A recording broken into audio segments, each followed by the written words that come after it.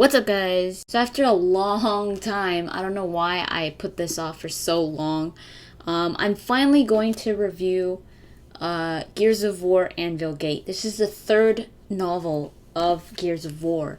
Currently there's 5. So what I do with these reviews is the first review, which is this one right here, I just talk a little bit about the book, but it's spoiler free, so just letting you know whether it's worth buying, and I'm not really ruining it for you if you really do want to buy it.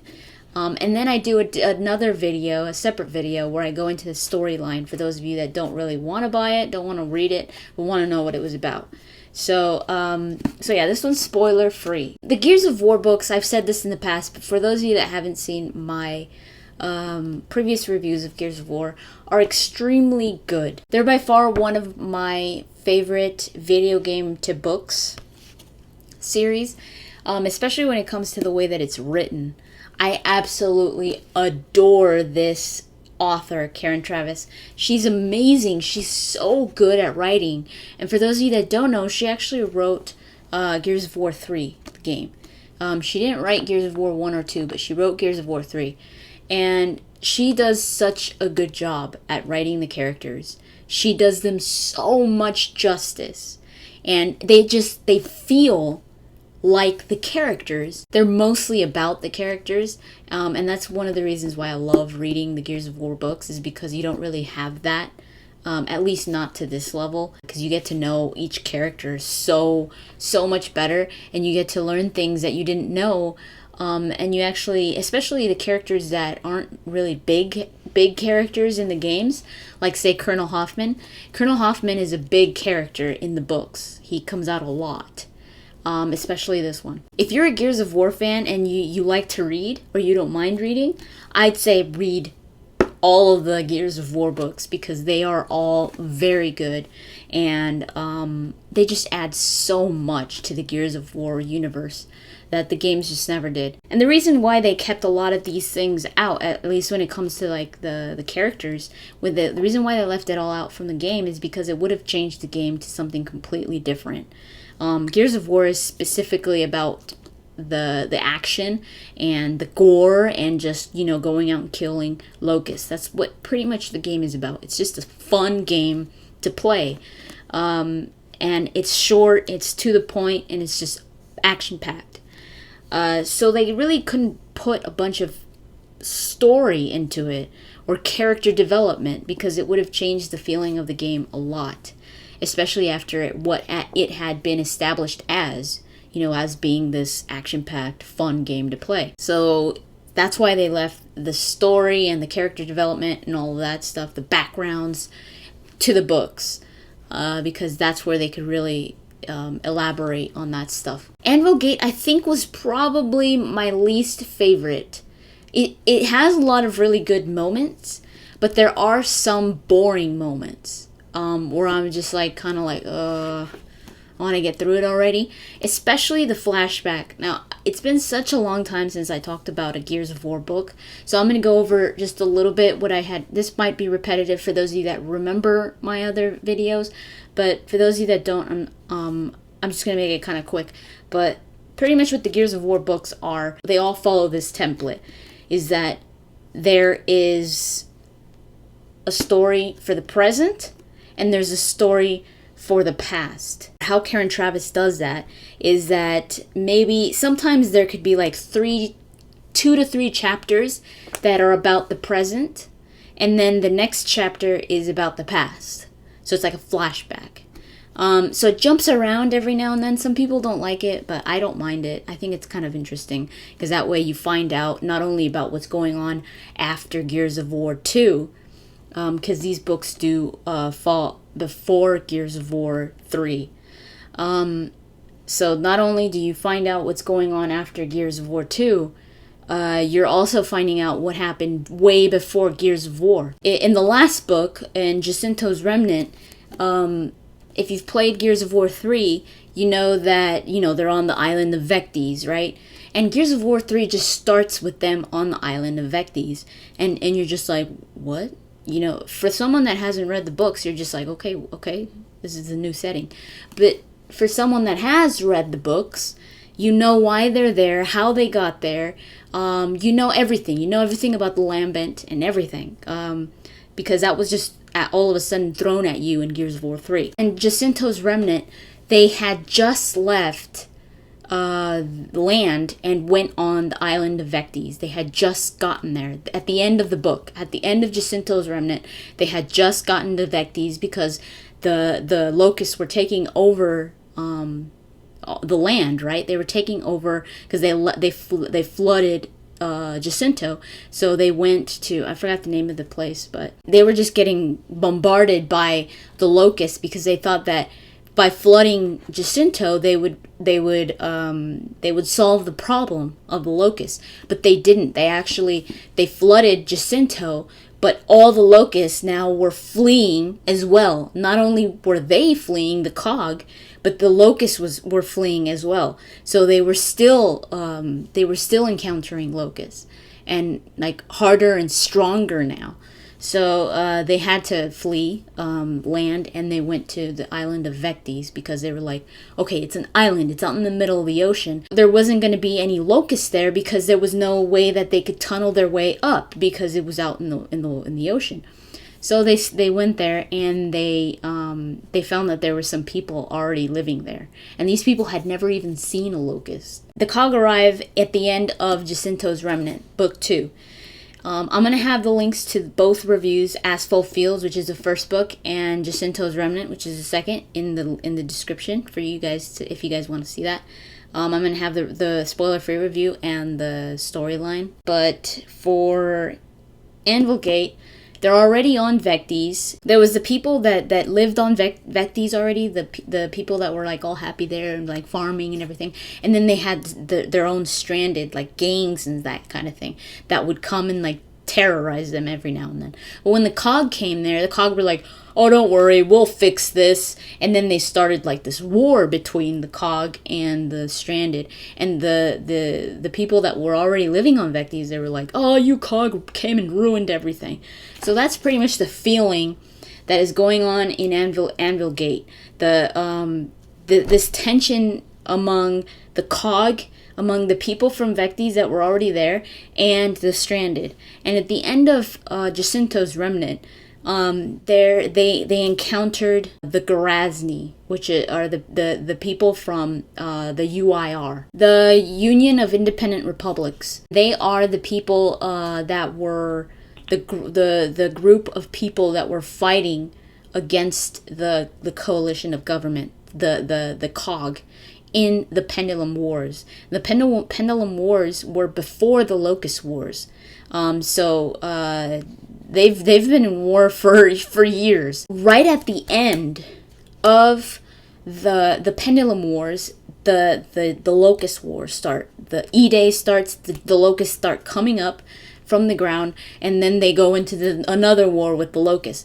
So the tension between the UIR and the COG quickly just it died out because they were like, this is not important anymore. We have to fight these monsters.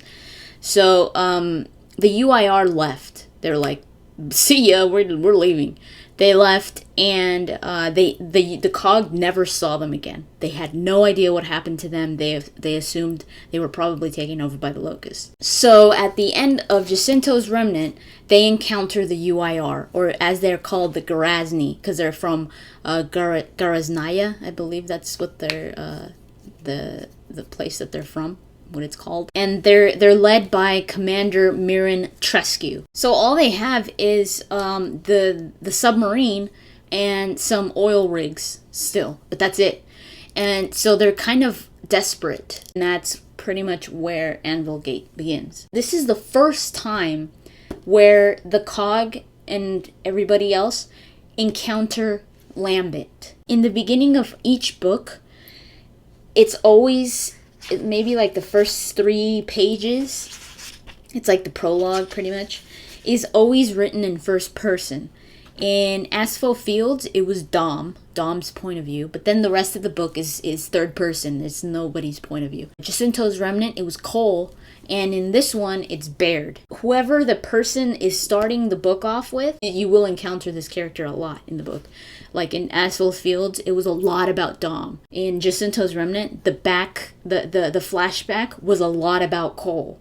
And in this one, Anvil Gate, there's a lot of Baird in the present. It's cool to get to know more of his personality and how he's reacting to all these, like, this new species, pretty much. He's like all really into finding out what this thing is, what the Lambent is. So the flashback of this story is why the title of the book is Anvil Gate. If you remember in Gears of War 3, or if you've played Gears of War 3, what's left of the cog end up going to Anvil Gate. In the very beginning of Gears of War 3, Anya is saying that Hoffman had gone to Anvil Gate, that he took like half of the cog. They were no longer the cog, they were now just all stranded.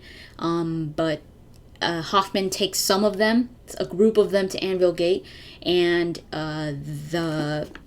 pretty much the soldiers are left out at sea. The way that Hoffman knew about Anvil Gate was because Hoffman was at Anvil Gate during the Pendulum Wars, back when he was only a lieutenant, I believe. So he's really young. He had just been married with his wife, Martha.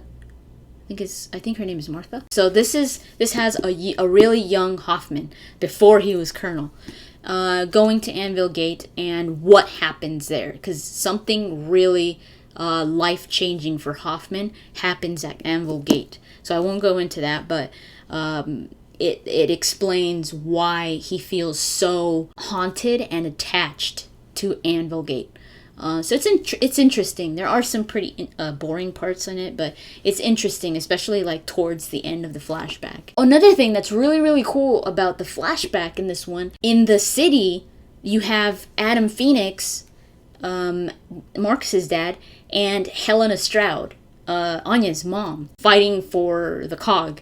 And it's really cool because it talks a little bit about Marcus's mom. And it also shows, or, talks about a young Marcus, like a 4-year-old Marcus, which is really interesting because at this point, what is shown in this book, or what is talked about, you really get to understand why Marcus is the way that he is in the games.